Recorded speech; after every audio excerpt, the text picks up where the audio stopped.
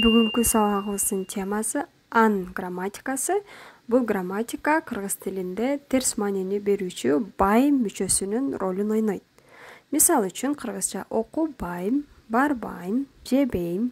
Мына ушундай терс маанини билдирген жерде ан деген сөздү айтышке улайбыз. Анда эмесе мисалдар менен түшүндүрүп берейин. Диалогду окуйм, сиз дагы кайталап окуңуз.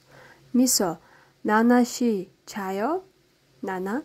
아니요, 안 자요. 지금 공부해요. Кыргызчасы, 나나йым уктап атасызбы? Жок, уктаган жокмун. 안 자요 деди. 지금 공부해요. азыр окуп атамын. Мына ушул жерде ан деген сөз кайсыл жерге коюлду? 안 자요 деди.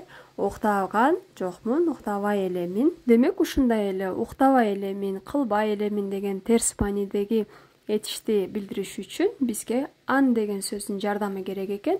Бардык эле этиштин алдына ан деген сөздү коюп койсок эле, анда кылбай элемин, барбай элемин болуп калат.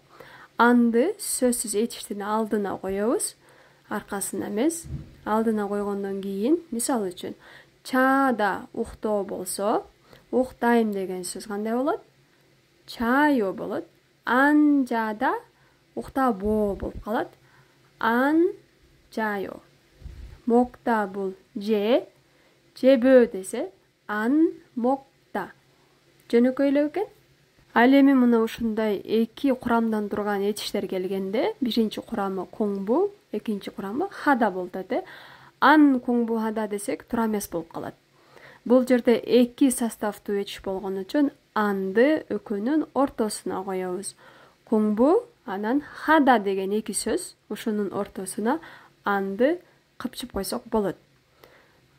Коңбу ан хада болуп калат. Экөө ортосундагы сөз бардыгы өз өзүнчө жазылат. Кошуп жазбайбыз. Коңбу ан хада, окубоо, окубайм деген сөз болуп калды.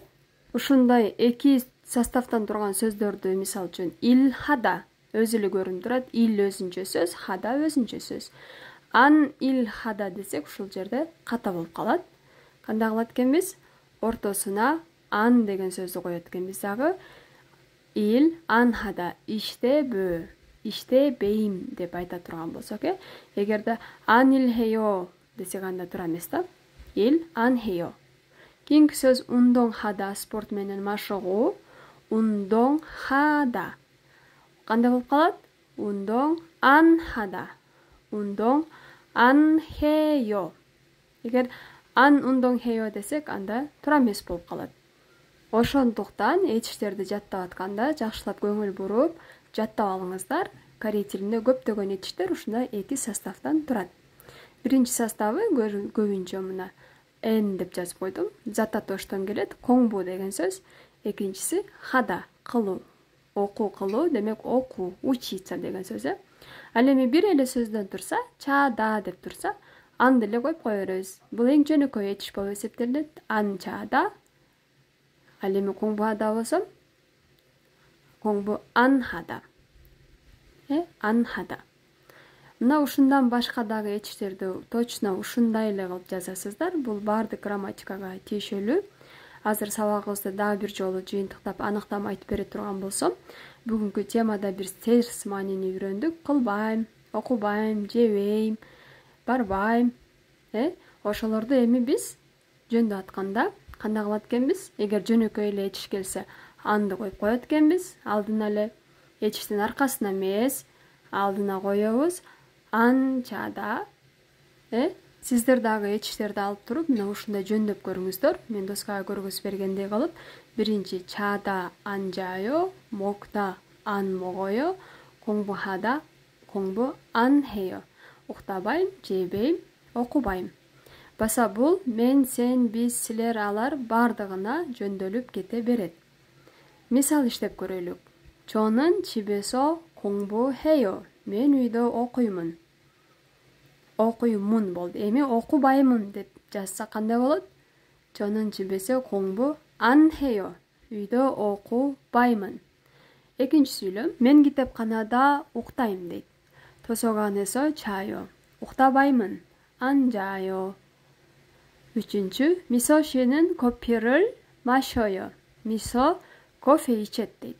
A içpeyt desek, 커피를 안 마셔요. Kofeni içpeyt. Nana 씨는 공원에서 Nana ayım parkta sport menен машыгат deydi. Ал эми машыкпайт desek, 운동 안 해요. Эгер ушундай жазган болсоңуз, жообуңуз туура болду. Бул жерден да көнүк иштеп көрөбүз. Карасаңыздар, эки адам сүйлөшүп атат. Нана, Мисо. Нана сурайт. Мисо 씨는 커피를 마셔요? Мисо айым, кофе ичесизби? Эмне дейбиз?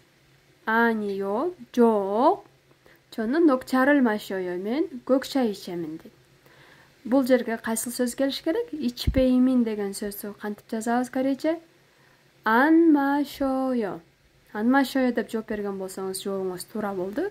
Мисо 씨는 커피를 마셔요? 아니요, 안 마셔요. 저는 녹차를 마셔요. кийинкини иштеп көрүңүз. Нана 씨는 오늘 공부해요? Бүгүн окуйсузбу? окубаймын. Мына боштукчага өзүңүз жазып көрүңүз. Кайсы сөз келиш керек? 아니요. 저는 오늘 친구를 만나요. бүгүн досума жолугам дейт. 공부 안 해요. Жок, бүгүн окубаймын. 공부 안 해요 деп жазсаңыз, жообуңуз анда туура болуп чыкты. Нана 씨는 오늘 공부해요? 아니요, 공부 안 해요. 저는 오늘 친구를 만나요. Анда эмесе маамури, жыйынтык. Бүгүнкү сабакта биз ан деген терс маанини билдирүүчү сөздү окудук. Эгер этиш жөнөкөй болсо, анды коюп кете беребиз. Этиш татаал болсо, анды ортосуна коюп кете берет экенбиз. Анчада татаал этишке 공부 안 하다. Башка дагы сиз жаттаган этиштерди алып, так ушундай кылып жөндөп көрүңүз. Ар түрдүү этиштерди алып жазып көрсөңүз болот. Биз кылбайбыз, алар кылбайт, силер кылбайсыңар. Мына ушулардын баардыгын өз алдынча машыгып көрүңүз. Ал эми сабак түшүнүктүү болгон болсо, комментарийга пикириңизди сөзсүз калтырып кетиңиз. А мен болсом кийинки грамматика сабагын даярдай берейин. Кийинки сабактан көрүшкөнчө.